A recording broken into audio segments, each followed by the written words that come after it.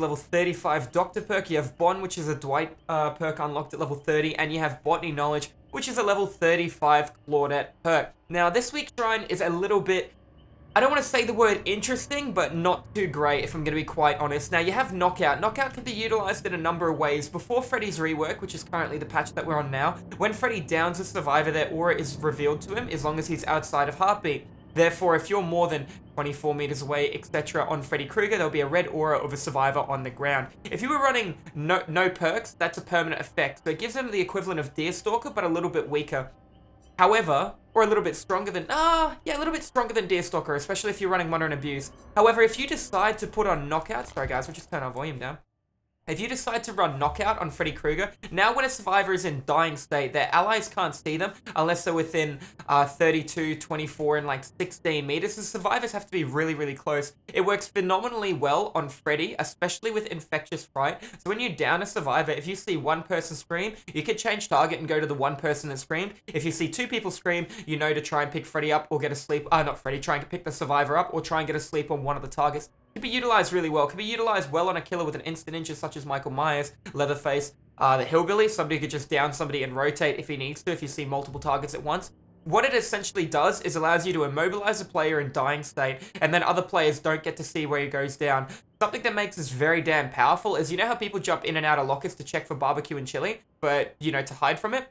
If you pick up a survivor, because he's in dying state, his aura is hidden from teammates. So you can pick him up and then put him on a hook, and then people won't be in lockers or trying to hide. However, if somebody has objective obsession, they'll be able to see you picking a survivor up, but if you're paying attention, you'll be able to see them looking at you, unless they have Soul Survivor as well. So look, Knockout's not a bad perk. I actually really like it. I don't run it on any of my killers bar Freddy at this point in time. There are just too many better options, and it relies on a set kind of playstyle looking for slugs. Now, I do slug on the often occasion when the right opportunity presents itself, but it's not something I go looking to do in Dead by Daylight. I'd rather get as much hooking as I can, much time and efficiency during the early game, therefore to mid to late game, I don't have as much pressure on my shoulders. Moving on to the next one, we have Overcharge. Now, Overcharge is a interesting perk. It makes a tremendously more difficult skill check, which I believe, if you fail, is 3, 4, and 5% of regression of a Jenny. Now, if the Jenny was at almost 80 seconds, which is max, so 99%, so let's just say 79.5 seconds of the generator has been completed and you miss, that it's only going to go back 4 seconds on the generator, so it's not that great, right? The skill check is difficult to learn if you're new to the game, but once you've gone time and you start to master it, it's pretty easy to land, right? It's always fast, so you know to react a little bit earlier than it actually moves around. However, something else to look out for is people run this with Overwhelming Presence. Now, the most commonly used Overcharge will be Overcharge, Overwhelming Presence, Lullaby on a Distressing Doctor with Calm add-ons and Calm add-ons. Now, his 32-meter tear radius is up at something like 56 meters, and the skill check's going to be more difficult for you to try and land, especially with Lullaby. Sometimes people replace that with Ruin, but I haven't versed a doc trying to do that kind of thing in a while. They generally play a game offering, so the heartbeat covers almost the entire map. It's an okay perk. Would I buy it? Personally, no. It gets you have to kick a Jenny for the actual Overcharge to enable. Overcharge works really well with Pop Goes the Weasel, because generally if you kick a Jenny with Pop Goes the Weasel, people run in as fast as they can to try and touch the Jenny to stop it from continuing to regress. Therefore, they miss again, and a bigger penalty. Can work on Freddy, yes. Yeah, I said it. It can work well on Freddy with Lullaby if you have sleep add-ons like the Unicorn block or the Z block, and then somebody misses a skill check and boom, it goes back like 11 or 12% as opposed to 5%. Now that's like 8, 9 seconds off a generator straight away. So it can be decent under the right situation. However, would I personally recommend it? Honestly, no. I don't think Overcharge is a fantastic perk. There are better options on the table for Killer. Especially like Pop Goes the Weasel for regression or situational awareness with Thriller Tremor. You know, there's a lot of really good news. Thrilling Tremor gives you both situational awareness and regression too, so it's very, very powerful. Or pausing, not so much regression, but pausing objectives. Bond. Bond is a perk that's unlocked at Dwight. It goes from 20 meters to 28 to 36 meters, whether it's tier 3. This allows you to see your allies while you are anywhere on the map, unless they're hiding their aura, therefore in a locker you can't see them. That's to stop people from trolling their teammates. So what is so good about Bond? If I get hit by the killer and I need somebody to heal me, I can see my teammate and I can walk over to my teammate or run to my teammate and he can heal me. If I'm running Prove Thyself that allows me to work 10% faster on generators with an ally, I can then find a teammate and work away on a generator even faster. It also gives us more points. If I have Leader, I can do the same thing. If I have Vigil, there are a lot of perks that work really well with Bond.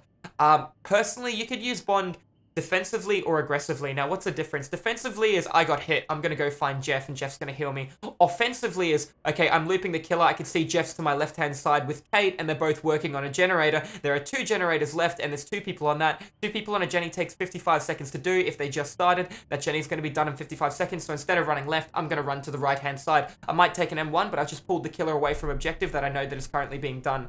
So you can run Bond passively or aggressively, so it depends on what you want to do. I personally prefer an aggressive running kind of playstyle on Bond. It does fool killers quite often. It's very hard to predict as a killer, especially if you don't follow the 15-second rule of knowing when to rotate and path.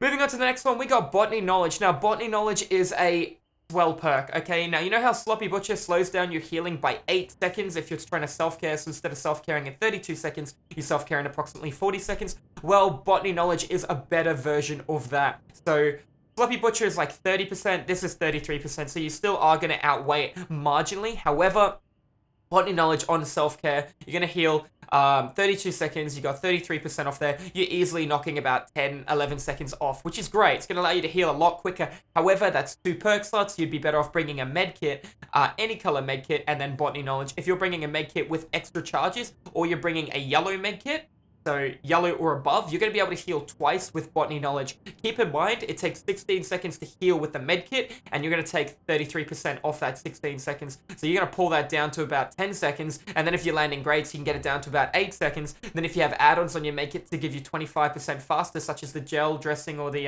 abdominal dressing, you're looking at really cutting that timer down really fast and getting a good quick heal out. I think Botany's not bad. I would run Botany over Will Make It in a lot of scenarios, but Will Make It is king. However, Will Make It requires you to go for the save, and sometimes it's not optimal for you to go for the save. You should be sticking to objectives and get work done. You shouldn't drop everything to run for a save to get points. That's how you lose a game. You start throwing people under the bus, you start all losing points, and you're in a little bit of trouble. Look, this week's shrine is okay. If I was personally going to buy any 2 perks off of here, I'd buy Knockout and Bond. However, I'm going to stop right there and saying I wouldn't buy Bond because it's unlocked at level 30 on Dwight, and however, Knockout is unlocked level 30 on the Cannibal. If I did not own the Cannibal DLC, boom, I would 100% buy that. If I did not own the Doctor DLC, I still would not buy that. It is not a fantastic perk. It requires you to focus on kicking the Jennies rather than focus on where did the player move, where did the player path. For example, if you're running Pop Goes the Weasel and you come over to a generator and you phase over at 176% as a spirit, and then somebody starts rotating away, you should be paying attention to him while you're walking to the left to kick the Jenny. Kick the Jenny and then go straight towards where the scratch marks were so you can follow him. Whenever you take your eye off the target, that gives him a chance to urban evade, hide, quick and quiet, do a lot of different kind of plays. Just be mindful of those kind of scenarios that can really, really hurt you. So honestly, I'm saying it's not a bad shrine, but at the same time, these are your only 2 you should be looking at. Botany Knowledge is good, but a lot of people level up Claudette. If you are going to level up Claudette, you're probably going to take Self-Care. It can work well with Self-Care.